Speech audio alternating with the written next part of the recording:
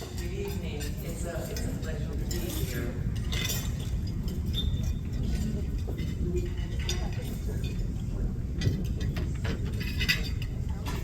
If you can run the slides also, thank you. There we go. The William and Mary Grieve Foundation represents a lifetime of philanthropy. Over the last 50 years, the foundation has given over $120 million in grants to nonprofit organizations.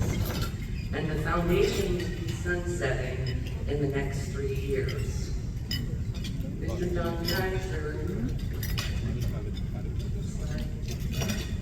There we go. Mr. John Kaiser is an author and philanthropist and has served as the chairman of the board. He is an author of many books, but one book in particular, through his focus, his attention, and his philanthropy over the last 20 years. That book is Commander of the Faithful. It's this historic leader. Change the slide, please. Little difficult, but it's a Okay. It is this historic leader, Amir Abdel Khader, who was described as one of the few great men of the century by the New York Times in 1873. And it is this heroic leader that captured John Kaiser's heart. For the last almost 2 decades, John has spread the word, focusing on many segments of our community here in the U.S. and around the world, building collaborations, partnerships, and creating resources. The goal is to revive the Amir as a global icon of moral leadership. The blue push pins on the world map are places that the Amir story has been shared. The yellow push pins represent some of our new areas of work. Currently, Commander of the Faithful is being translated into French and Arabic and will be published in 2026. At the end of September, John will travel to Indonesia to present the Amir story to Muslims as part of a religious diplomacy and peace-building program. A docufiction film will be released in 2026 that was filmed in Algeria and the U.S.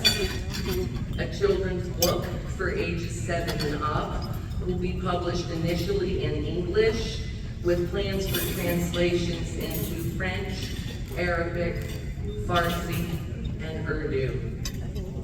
And an Amir Abdel Khader exhibit, opening, and cultural festival is planned for early 2027 in Paris.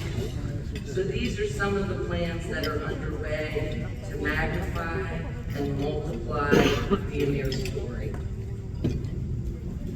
Thank you, Melanie. Next, I would like to invite Kathy Barnes.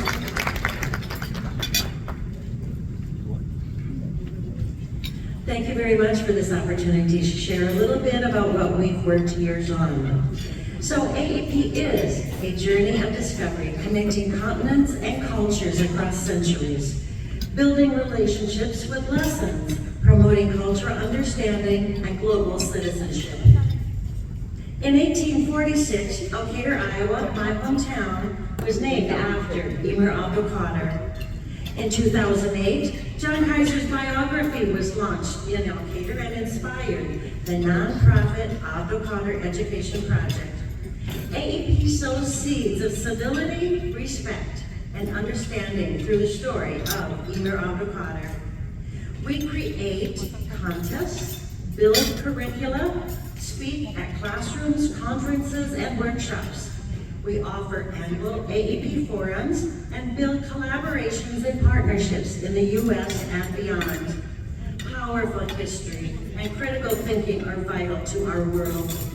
Through the historical lens of the conquered, Abdel Khader's example challenges stereotypes. Everything is free on our website. In 2023, AEP received the Friends of Iowa Council of Social Studies Award for outstanding service to social studies education. Explore on our website the Avocado Stage Project. These professionally written factual vignettes include intelligent humor and an inspiring learning experience. AEP continues to grow with a sister city photo exhibit, Algeria TV documentary on Abdelkader's legacy, Abdelkader contests in collaboration with ISNA, and more accessible curriculum. In a deeply divided world,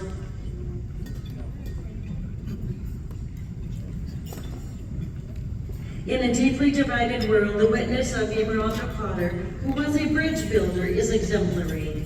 All of us can learn from reflecting on the history of his life and the ongoing relevance of his legacy. Thank you, Catherine Loring. So please join us in spreading the word. Utilize our resources, collaborate with us, and share our skills, donate, or become a partner with AEP. So John Kaiser is the reason Abdelkader is being remembered globally, and the reason for my passion to tell the Imran Abdelkader story. And now, concluding remarks by John.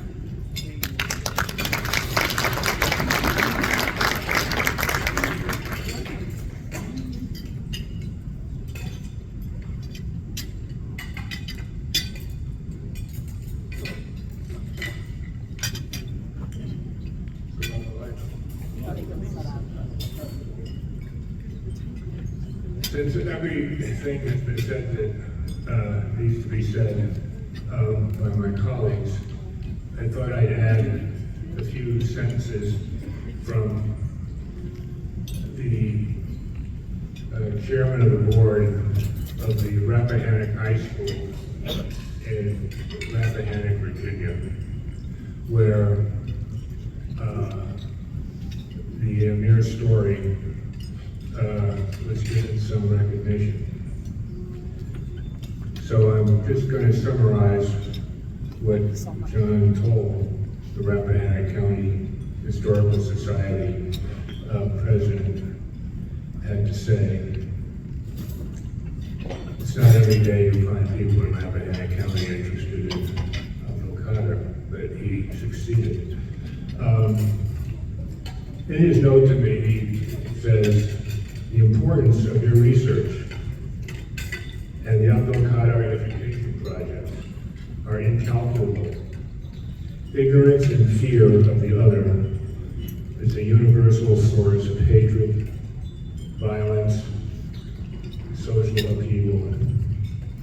Throughout the ages, those with evil intent have propagated such divisions where inclusion is the proper course. How much this is in evidence today. The example of any honorable man who rises above the background noise is an invaluable antidote to hatred and ignorance. Your book and project cry out for a wider exposure for the memory and messages of Al-Qaeda. I sincerely thank you for your dedication to the remembrance of what is good in the world and to the harmony and commonality of all people that is the true heart of humanity. So thank you, John Toll, for crafting this short message, which I have kept in a little box, and you all have given me reason to take it out of the box and have somebody else praise the Amir. Thank you. Thank you, John, Melanie, and Kathy, and thank you to Beat Foundation. Al-Qaeda town is located in Ireland, just so that you know.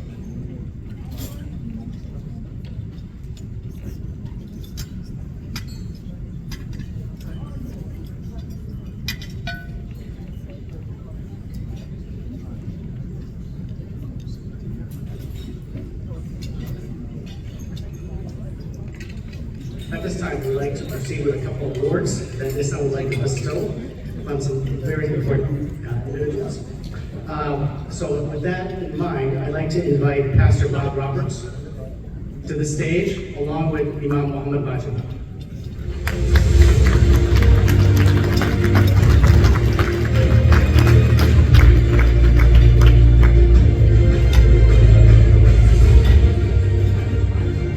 Again, Executive Director Rashad Salim will introduce Pastor Bob Roberts.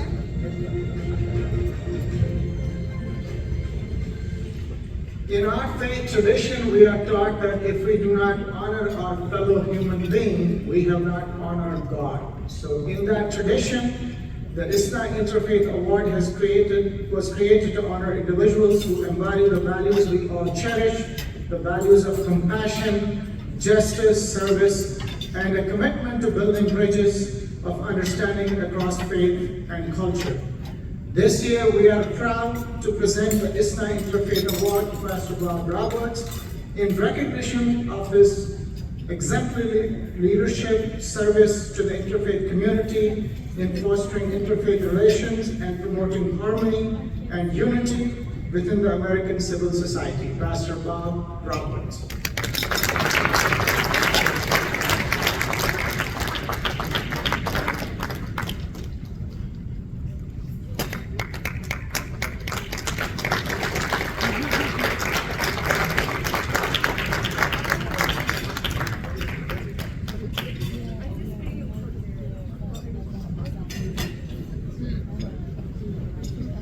I'd like to thank you very much for this award. It means a tremendous amount to me. It's strange, me being an evangelical pastor, getting an award from one of the most significant Muslim organizations in America.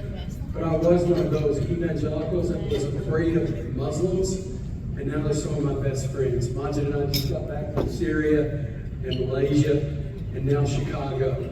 And so it's an honor to be with you, and I thank you very much. I commit to you that I will do everything I can that's in my power with Majid and others to build bridges, to work together, to make sure that we get along. And I commit that to you. So may God bless you, and thank you for this very much. Thank you.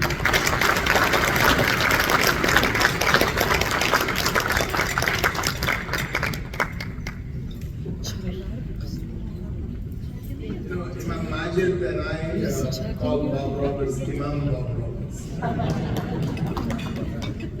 And let me just reiterate that the wonderful work that both Imam Majid and Bob Roberts have been doing for several years, building bridges, and as he mentioned, going to Syria and other countries to try to do the same overseas, particularly in very high conflict areas. So just a wonderful work that they've been doing. Our next award is really not for a person, but for an organization that really has taken the lead on defending people in conflict, particularly what's going on in Israel and Palestine, in particular recently with the situation in Gaza, and that's our Jewish Voice for Peace, friends. Let's give them a round of applause.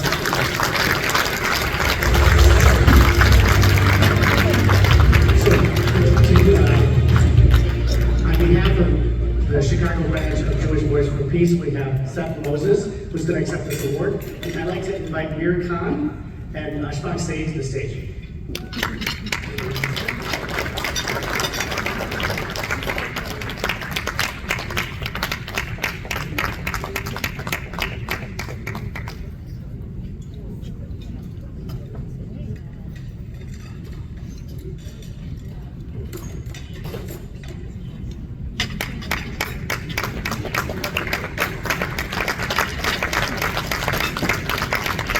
The award says, in recognition of your unwavering commitment to justice, human rights, and the dignity of all peoples, with moral clarity and steadfast resolve, you have spoken truth to power, built bridges of solidarity with the Muslim community, and acted with profound courage in the face of adversity, presented by the Islamic Society of North America at the 62nd Annual Convention in Rosemont, Illinois, August 31st, 2025.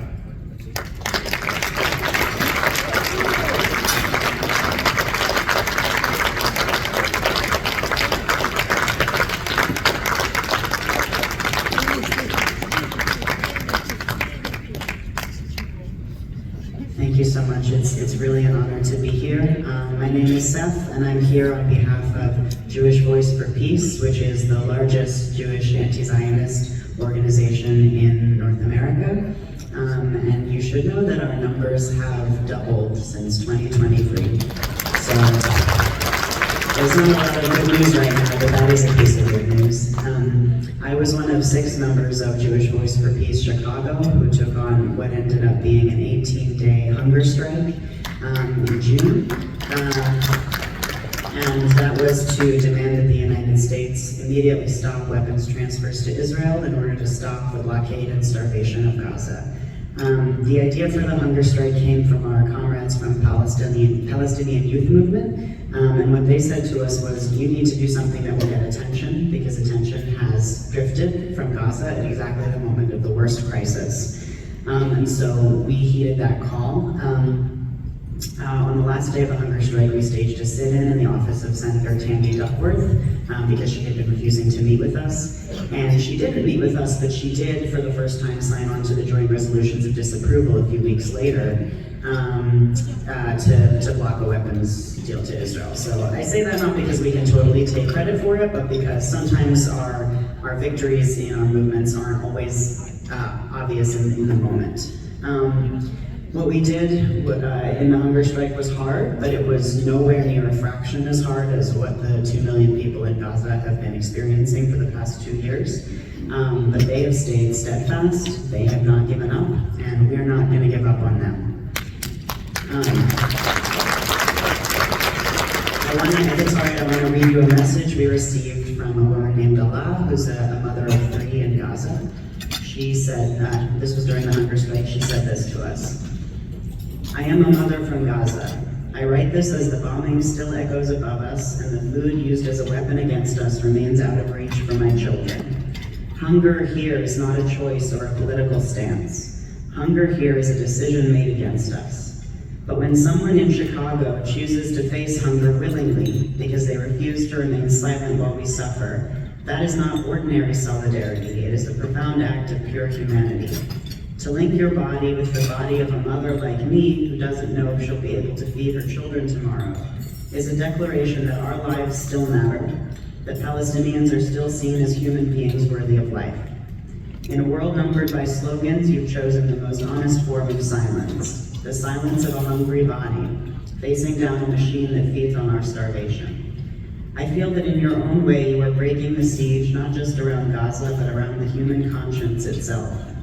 From the heart of this catastrophe, I say, we see you, we feel you, and your actions reach us even when the borders remain closed.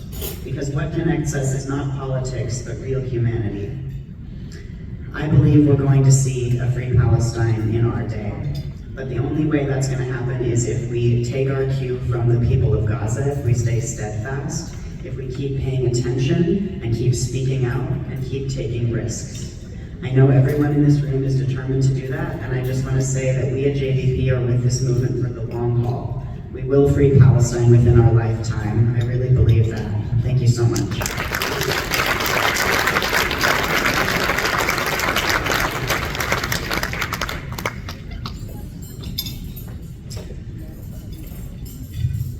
All right. Thank you to all the honorees. And you are richly deserving of the honor bestowed upon you tonight. Let's give them one final round of applause. With that, let's move on to our wonderful speakers that we have provided for you tonight. Our first esteemed speaker is Paul Williams. Paul Williams studied philosophy and theology at the University of London. He is the founder of the celebrated comparative religions platform, Blogging Theology, a YouTube channel and a podcast, which I listen to, by the way, regularly, which brings together some of the world's most prominent theologians and scholars of numerous religious backgrounds and a unique and much-loved intellectual forum. He is also the founder and director of the Blogging Theology Academy. He travels widely, delivering lectures on diversity and logical questions across the world, and he has been featured both in 2024 and 2025 editions of the Muslim 500, the world's most influential Muslims. With that, Mr. Williams, thank you so much. Assalamualaikum, everyone. Peace be upon you. I'm an Englishman, so I hope my accent is not too difficult to understand. In the name of God, the most compassionate, the most merciful, first I'd like to thank the organisers of ISNA for inviting me to speak tonight. It's an honour to be here, and I pray that our gathering is blessed, that it strengthens the bonds of faith and justice among us.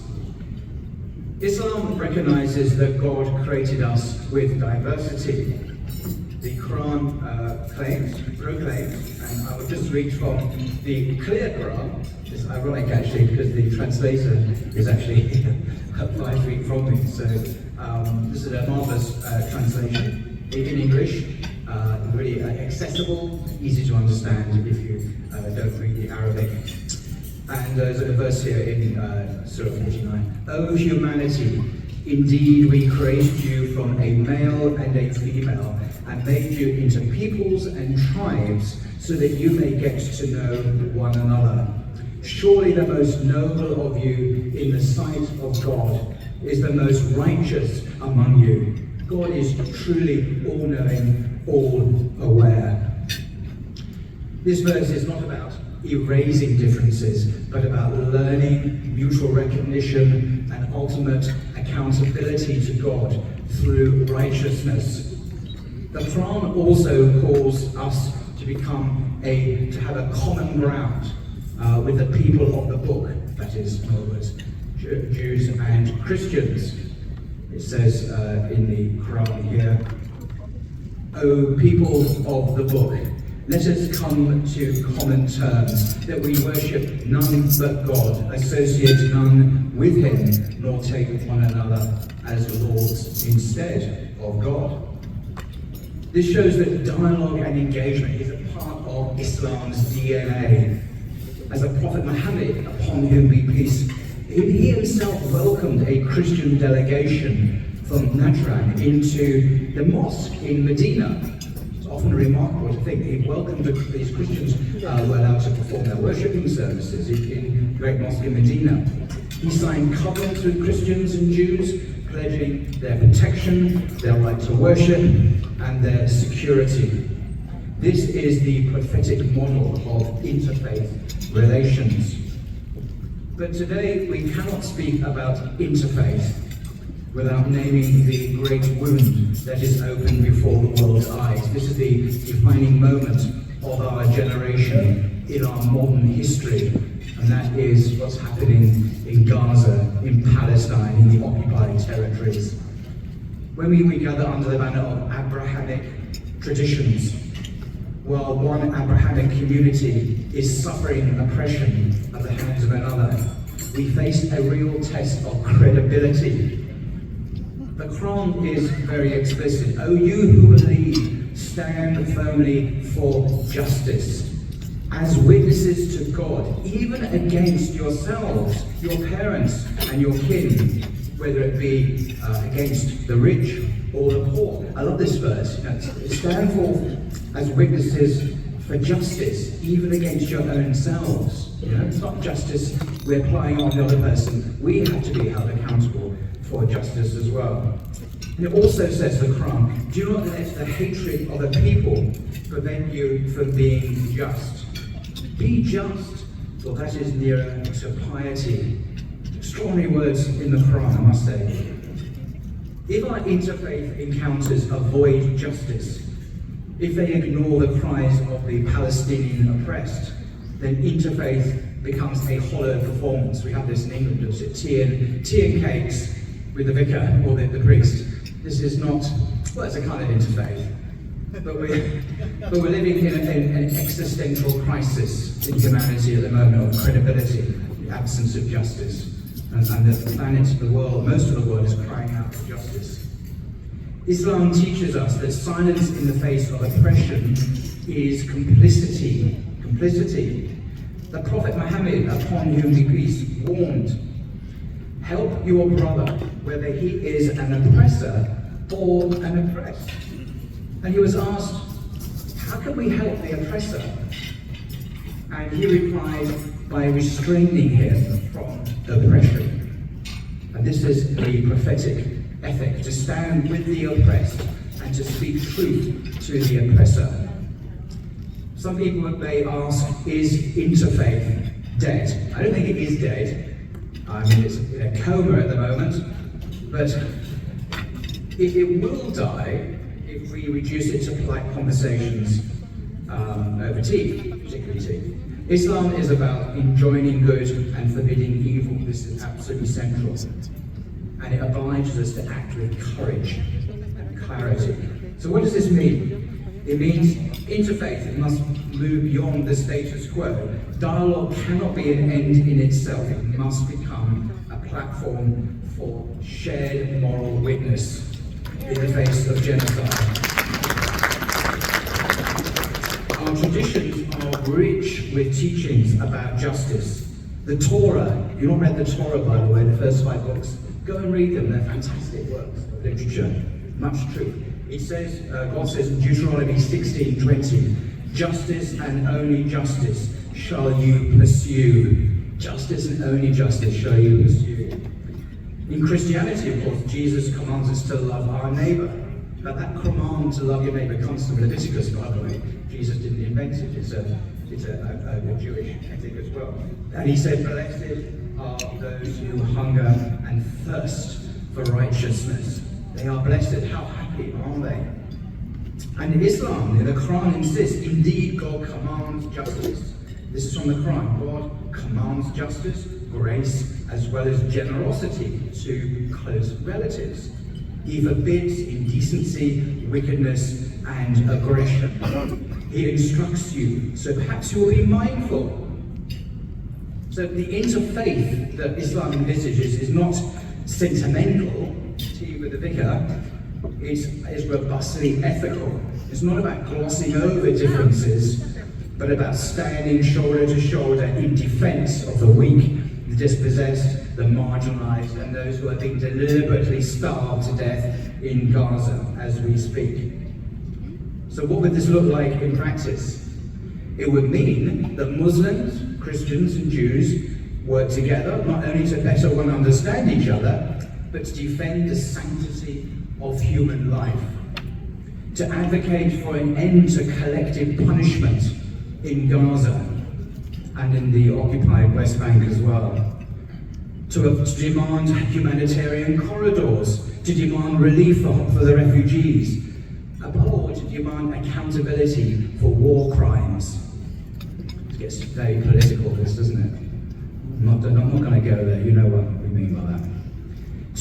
We need to affirm the humanity of all people. It's amazing that Palestinians are not often treated as human in the Western media. I saw something today in a certain British newspaper, which basically denied the humanity of Palestinians as a people. Quite extraordinary. In other words, interfaith is not neutral, it's prophetic. We must recover the voice of Abraham, Moses, Jesus, and Muhammad. Peace be upon them all. They all stood against idolatry, injustice, oppression. So interfaith, in conclusion, interfaith is not dead. It's not just resting, it needs to be reborn. If we continue as if nothing has changed at the moment, we will lose credibility, especially with younger people, younger generations, who are very much alive to injustice, the unfairness of what's going on in the world. And they will judge us harshly if we do not speak out, if we do not become a light in this dark time. So let us also not fear, this is not fear to call oppression by its name, because it has a name, even if it makes us really uncomfortable. But if interfaith is to live, it's not only about building bridges of friendships, we must build alliances, alliances of conscience. Good people must get together. So I close with this reminder, again from the Quran, Surah number 5, verse 8, from this fantastic translation. So I'm not getting commission for this, I just think it's great. In English, you can get it off online. The Clear Quran, there you go, I know what it's called now. Just go on Amazon and get a copy. This last sentence, Surah 5, verse 8. Do not let the hatred of a people prevent you from being just. Be just, God says in the Holy Quran. that is closer to righteousness. So may God guide us to justice, grant relief to the oppressed, and make our interfaith efforts a testimony not of cowardice, but of courage. So thank you. Assalamu alaikum.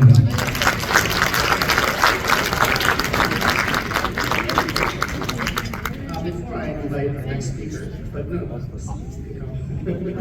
I just wanted to recognize a couple people in the audience. Senator Laura Ellman, State Senator Laura Ellman is here. Visit us. Thank you so much for coming. And also, our good friend Dan Olson from the Chicago Archdiocese Ecumenical Office is here. Dan, thank you all for coming. So it's now my pleasure to invite our next speaker, Dr. Elizabeth Shackman Hurd. Professor Hurd earned her BA from Wesleyan University, her MA from Yale, and a PhD from Johns Hopkins University. That's a lot of education. She is a professor in the Department of Religious Studies and the Department of Political Science at Northwestern University right here in Evanston, where she serves also as the chair of the Religious Studies Department. She holds the Crown Chair in Middle East Studies at Northwestern. She is the author of Politics of Secularism in International Relations, and also Beyond Religious Freedom, The New Global Politics of Religion, both of them were published by Princeton University Press. And I believe she just came out with a third book that she can tell you about as well. Thank you. Come on up.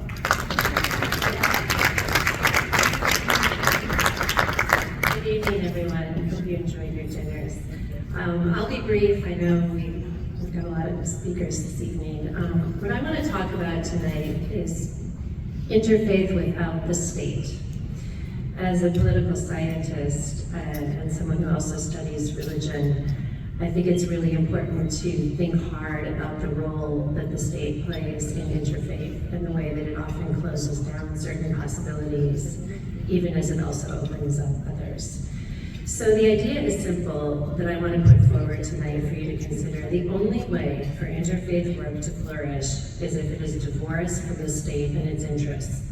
That means this is a radical idea: no religious engagement with the government and its representatives, no dialogues, no special audiences, no funding for religious freedom, and so on and so forth.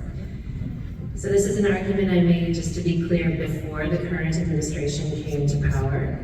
And I still would have to stand by it now more than ever. As a scholar who's concerned with questions of power, representation, and voice across all communities and not only religious communities, the kind of interfaith work that I most admire thrives outside the corridors of power, be they religious, political, or otherwise. Now, more than ever, and this is my main point for tonight, members of civil society, such as yourselves, are going to need to create spaces in which those who dissent from the actions of the state, the US state, the Israeli state, and other states, can meet and connect around shared values. These include, of course, as has been said by our other speakers, basic notions such as respect for the dignity, humanity, and rights of all human beings, regardless of where they were born and to whom. It bears noting here that we might need a word other than interfaith, even to express the ethos that I'm trying to capture and press us to consider. The idea of interfaith, to me, assumes that there are several separate, discrete faith traditions that interact with each other, kind of like billiard balls bumping into each other and bumping off each other. And I want to suggest we move beyond the image of these fixed billiard balls and think about opening ourselves up to the possibility of mutual transformation across and also within traditions. It's also not only about faith, it's really about how we treat each other and how we treat those who we perceive as different. Let me give one example, and then I'll conclude. In the Democratic mayoral debate in New York earlier this summer, many of you probably remember that, the two candidates, Andrew Cuomo and Zohran Mamdani, were asked, which foreign country would you visit after becoming mayor of New York? Cuomo, of course, answered immediately, Israel. Mamdani, who won the primary, said he would stay in New York. And what he said after that, I think, deserves more attention than it has received from those interested in interfaith work. As mayor, Mamdani said, I will be standing up for Jewish New Yorkers. And I will be meeting them wherever they are across the 5 boroughs, whether it's at their synagogues and temples or in their homes or at the subway platform. So Cuomo's and Mamdani's contrasting statements tell us something. They illustrate my point tonight about what it looks like to think about interfaith both with and without the state. Cuomo is interfaith with the state. What does it mean for a politician to show support for Jewish New Yorkers? It means to visit Israel. Jewish identity goes lockstep with the state. This is also how Trump talks. Remember when Trump spoke to Jewish Americans, he referred to Bibi Netanyahu as your prime minister, implying either that Israel is an extension of US Jewish communities or that Jewish Americans are a satellite of Israel. In either case, in this view, Jews are seen as having dual loyalties, which of course is an old anti-Semitic trope itself. In this view, to be Jewish is to support Israel. The eminent Middle East historian Osama Makdizi recently wrote, "This ubiquitous Zionism conflates philo-Semitism, or a professed concern for Judaism and the Jewish people generally, with philo-Zionism, the support for and attraction to Israel's ethno-religious nationalist state ideology." Contrast this with Zohran Mamdani's words, which set a very different tone. He says, "I'll be standing up for Jewish New Yorkers and meeting them wherever they are," right?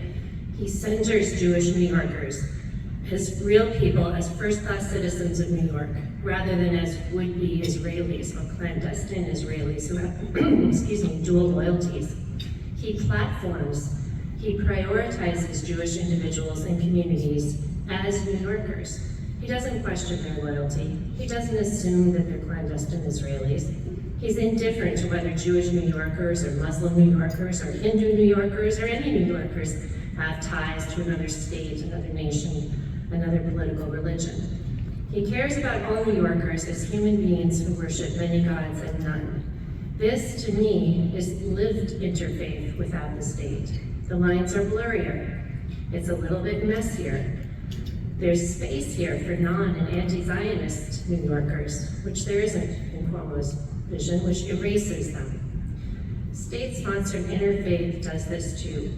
When the state decides who's a terrorist and who's a freedom fighter, we know where the anti-Zionists will fall. Those faiths that stand in opposition to the state are crushed. The future of interfaith, I think, like the future of religion perhaps, is a future beyond the state. Thank you.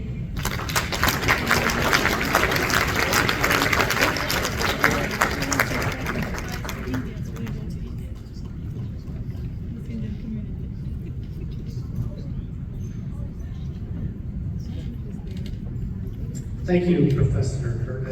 She walked past me, I said, "We still have 3 minutes." Thank you for that. Short, succinct, to the point. Our next speaker, let me just stop. The last 2 presentations were just phenomenal, weren't they? Yeah. And we have 2 more awesome ones for you. I'd like to invite, he's already, Dr. Alexander Masad, from where? Wheaton College. Woo! Alex, if I can call him that, has a BA from Trinity University, Master's in Theology and Religious Studies from Georgetown, as well as a Master's in Middle Eastern Studies in South Asian Languages and Cultures, and a PhD from, he's a Master's also from the University of Virginia, and a PhD from Fuller Theological Seminary. He is currently the Assistant Professor of World Religions at Wheaton College, and he's the author of Witnessing God, Christians, Muslims, and the Comparative Theology of Missions, which will be published by Brill. Professor Masad, come on up.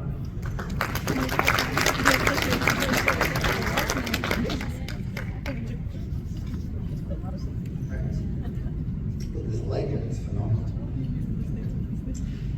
I want to thank ISNA for inviting an evangelical to come and talk. As an evangelical, you're going to get a sermon. That's going to be fun. One of the things one of my mentors, Abdulaziz Sashadina, who I believe still teaches at George Mason University, said, we built weak bridges built on similarities. We need stronger bridges built on differences.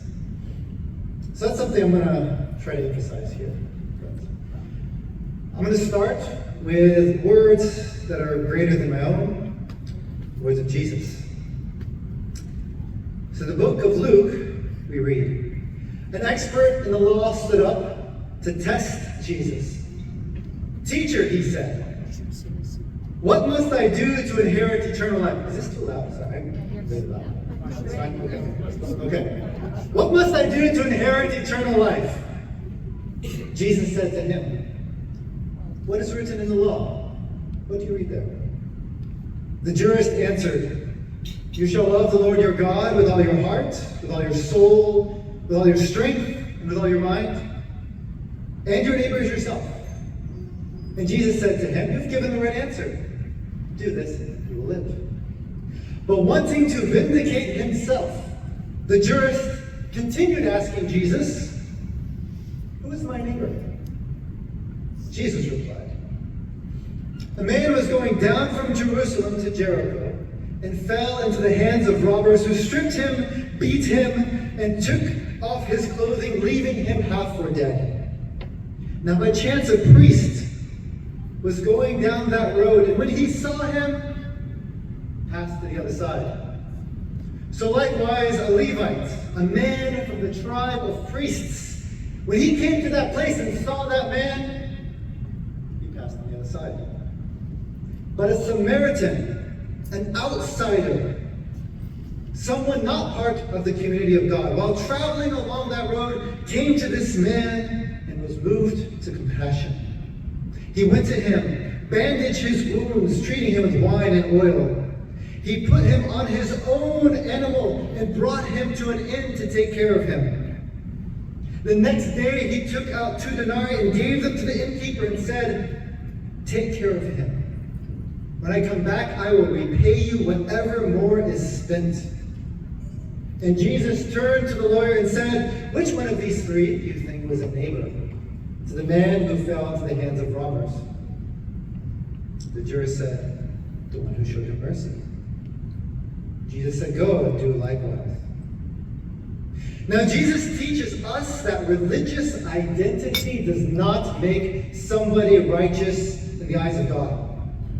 The priests and the Levites are both people in their community who are supposed to know the ways of God. People look up to them as an example of piety, of taqwa. But their deen is shallow, it's selfish, doesn't care for God's word or God's world. In contrast, the Samaritan, someone considered a religious outsider, somebody whose community was condemned for rejecting God, for substituting the beliefs of God with another belief and practices. This person, Jesus tells us, was more righteous than those who were supposed to be in the community of God. What about the man on the road? He was naked, unidentifiable. The priests and the Levites judged this no-one person and decided to pass. But the Samaritan didn't care who this person was. They didn't care their religious community. They didn't care their political convictions. They didn't care about the identity of this person. This Samaritan tended to their physical needs and then took the time to care for their future needs. Jesus teaches us there is no distinction whom God commands us to love, to whom we show mercy, to whom we provide for life. There is no separation between deen and dunya. What we do in the dunya reveals our deen. And the deen that Jesus teaches us heals the dunya. Jesus is teaching that God does not distinguish between the suffering, the oppressed, the needy, and the outcast. And most importantly, Jesus tells us God wants us to do the same. In a time of genocide, Jesus' teaching about this Samaritan is vital. God calls for action, not simply religious practices. We're not to judge those in need by their political positions or their religion or any part of their identity. We must follow those who pursue the path of God regardless of its context. The point of interfaith cooperation during a time of violence and oppression is that we are the guides for society. We are commissioned to have a job, to keep the world focused on what God desires. The dunya is fickle. What it values changes with the wind. But interfaith is focused.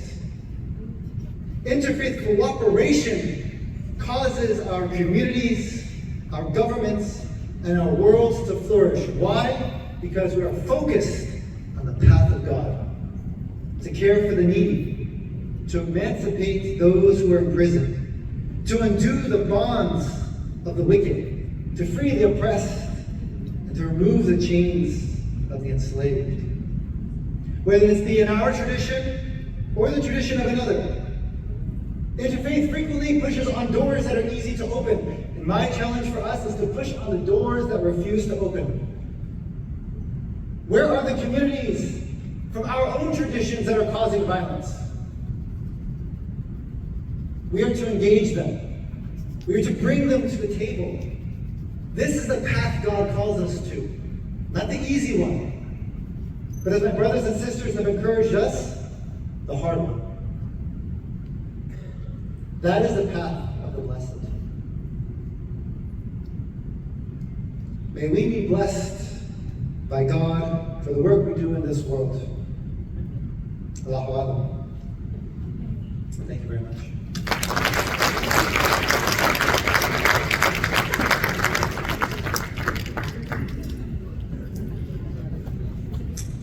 Okay, our final speaker tonight is Dr. Iman Abdul Hadi.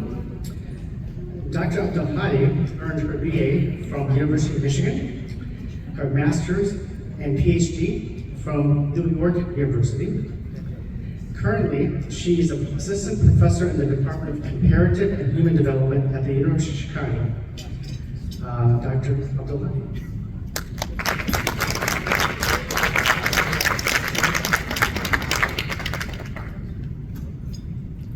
Assalamu alaikum. Thank you all for your patience. I know we're at the end of a long program here. I want to start by saying, Allahumma arham amwatana wal majdu shuhada'ana. I'm speaking to you today on the 694th day of a genocide against our siblings in Gaza.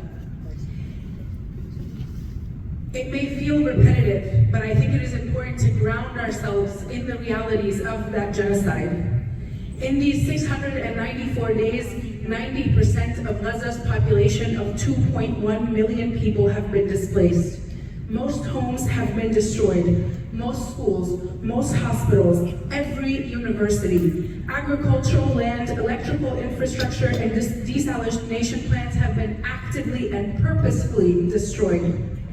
Journalists and medical personnel have been systematically targeted, with this being the deadliest conflict for reporters in human history.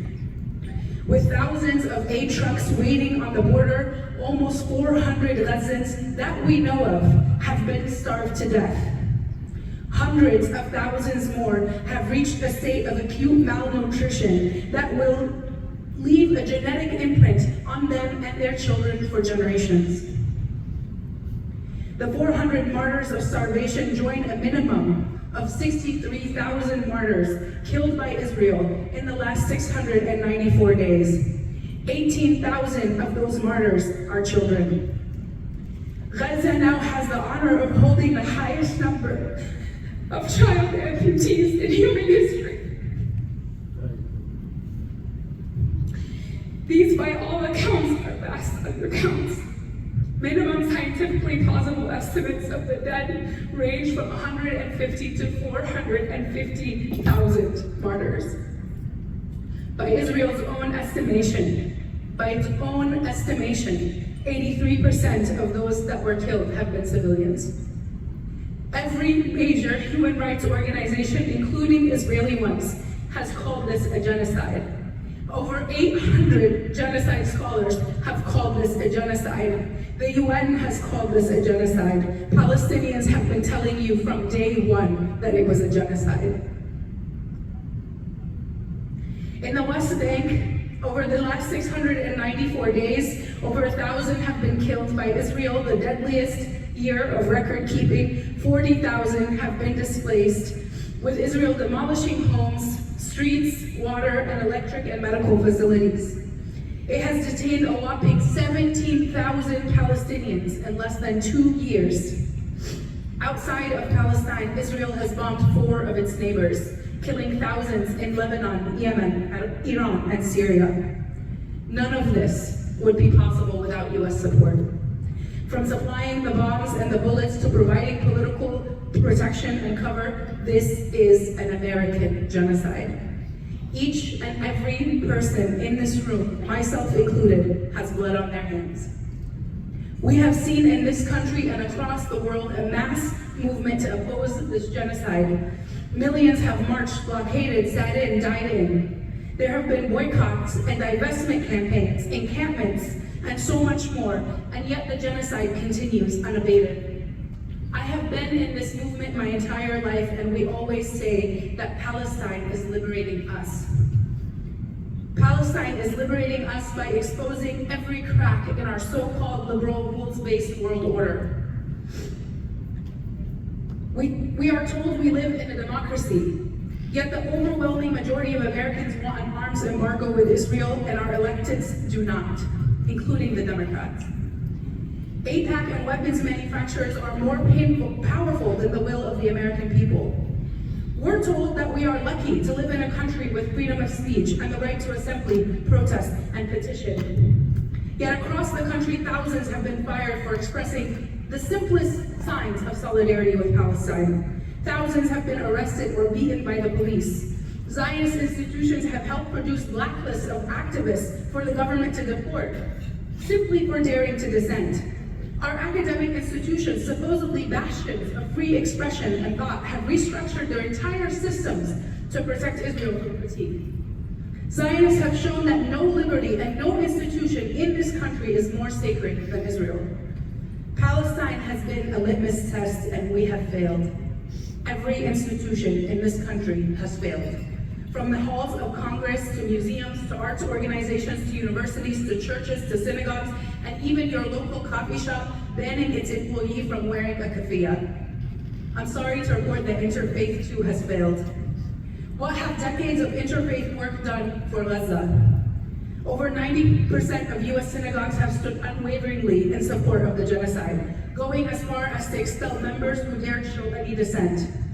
Save for one or two, like Jewish Voices for Peace, Jewish Voice for Peace, and if not now, every major Jewish institution in this country has dedicated its political, social, and economic power to ensuring this genocide continues. Even so-called liberal Zionist organizations like J Street oppose the bare minimum of a ceasefire. What have decades of interfaith work done for Gaza? The Black Christian community has been consistent in supporting Palestinians. Where are our other allies? Fewer than 20% of American churches have shown congregational level support for Palestine. Many pray for Israel as it continues to starve or burn Palestinians to death. There's only one way to justify the complete decimation of the imprisoned population of Gaza, and that is to refuse to see them as human beings. Why break bread with us? Why convene meetings and conferences? Why invite us to Shabbat dinners or Sunday services? Why deign to step into our mosques when we are not even human beings? My Muslim brothers and sisters, we are not off the hook either.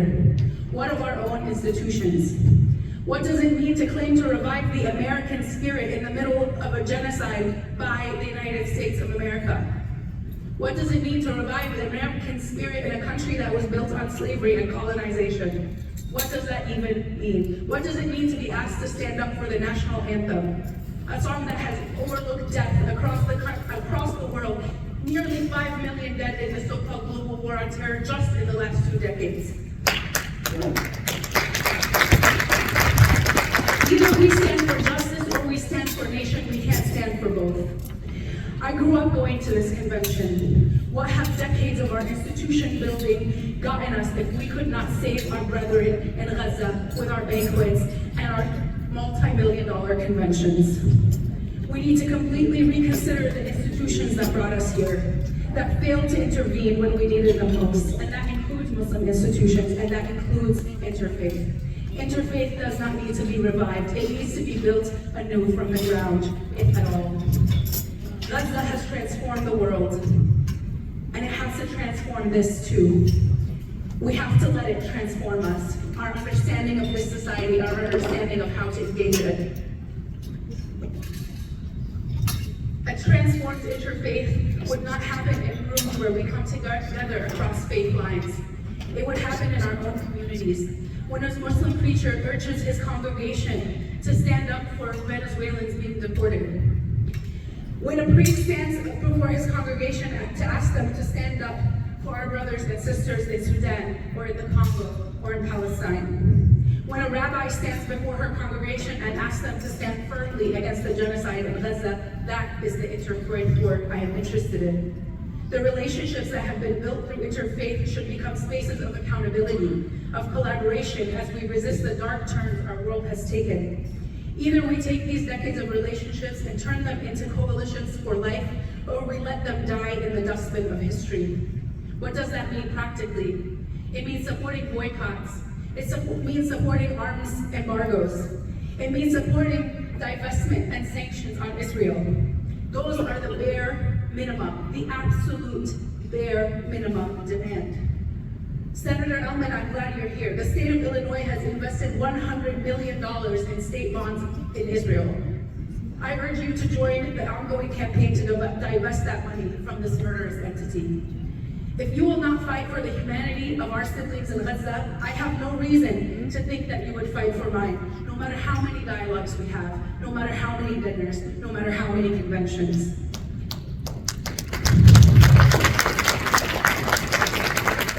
In this moment of fascism and authoritarianism, of militarized borders and war, of ICE raids and mass kidnappings, if you will not meet me at the barricade, I have no interest in meeting you at the conference hall. Thank you.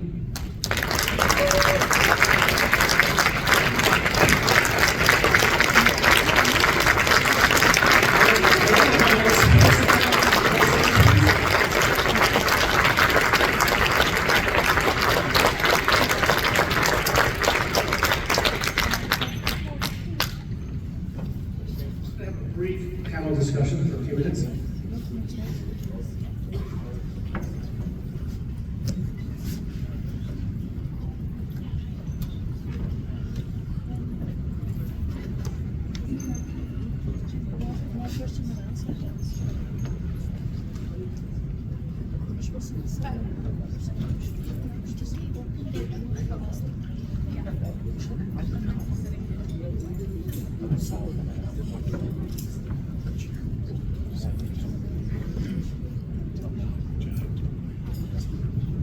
Hello, can you hear me?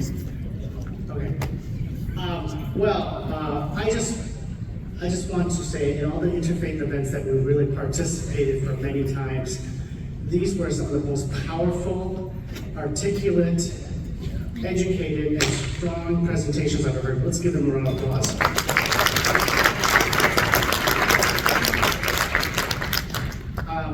Time is short. I know we're running late. Also, there's one more prayer, but we're going to try to wrap this up relatively